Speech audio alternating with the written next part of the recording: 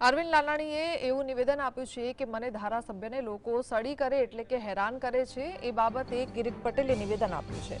અરવિંદભાઈ કોંગ્રેસના ધારાસભ્ય હતા ત્યારે એક્ટિવ હતા। ભાજપમાં પણ તેઓ ચૂંટાઈ આવ્યા હતા।